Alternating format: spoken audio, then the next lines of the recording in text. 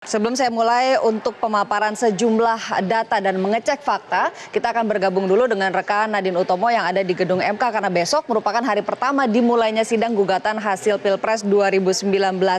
Kita akan bergabung dengan Nadine untuk mengetahui bagaimana persiapan sidang pertama besok. Ada Nadine Utomo di gedung Mahkamah Konstitusi.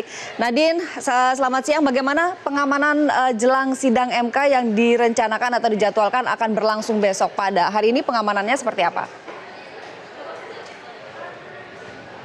Ya Ani, Mahkamah Konstitusi melalui caranya Fajar Laksono menyatakan bahwa MK siap untuk gelar sidang pemeriksaan pendahuluan yang akan dilakukan pada esok hari, tepatnya pada pukul 9 waktu Indonesia bagian Barat.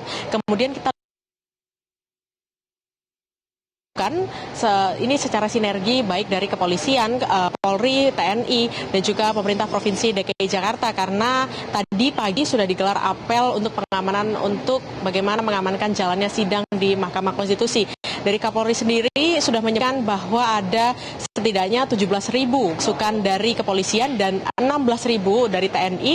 Itu artinya ada sekitar 33.000 pasukan yang akan mengamankan di Mahkamah Konstitusi. Kemudian kita lihat bagaimana sebetulnya pengamanan yang akan dilakukan di sekitar gedung MK. Tadi kami mendapatkan konfirmasi dari Kapolres Jakarta Pusat, Kombes Pol Hari Kurniawan, yang menyatakan bahwa untuk pengamanan ini setidaknya kepolisian akan fokus pada 3 hal. Yang pertama adalah terkait dengan gedung, bahwa polisi ini akan mengamankan gedung MK juga area di sekitarnya, baik halaman depan ataupun lalu lintas yang berada di kedua jalur di depan Mahkamah Konstitusi, Jalan Medan Merdeka Barat. Kemudian yang kedua adalah polisi juga akan fokus untuk mengamankan barang. Apa itu barang-barang yang akan diamankan?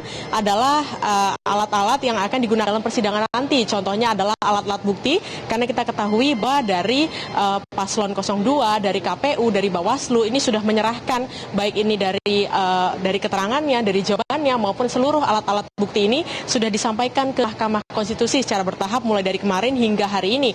Dan kemudian yang ketiga adalah kepolisian juga akan fokus untuk mengamankan orang per orang. Ini artinya orang-orang yang secara esensial akan menjalankan persidangan di Mahkamah Konstitusi. Contohnya adalah 9 orang hakim konstitusi dan juga apakah nanti paslon akan hadir ataupun nantinya ada KPU, Bawaslu. Ini kemudian kepolisian juga akan mengamankan orang-orang yang berada di dalam ruang sidang. Dan tidak hanya itu, bahwa nantinya kepolisian ini akan secara ketat akan melihat ataupun akan mengamankan siapa saja pihak-pihak yang dapat ataupun boleh masuk ke gedung MK. Kemudian kita lihat bahwa secara garis besar jika Anda nantinya melewati gedung MK ini masih belum ditutup jalannya, namun kemudian kepolisian menyatakan bahwa pengalihan arus lalu lintas ini situasinya dijalankan secara dinamis, artinya jika ada kemacetan lalu lintas ataupun jika sudah ada informasi terkait ada pengerahan massa, maka kemudian kepolisian akan menjalankan atau membuat pengalihan arus lalu lintas. Kita belum tahu kapan akan digelar pengalihan arus lalu lintas, jalan di depan MK akan ditutup.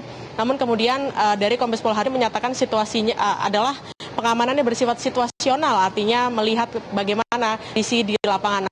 Namun kami juga memantau sejak pagi tadi situasi ataupun jalanan di depan gedung MK hingga saat ini cenderung kondusif dan juga aman terkendali. Ani. Langsung dari gedung MK, kita akan terus nantikan perkembangan terkini dari gedung MK hingga esok hari, Nadine. Terima kasih banyak.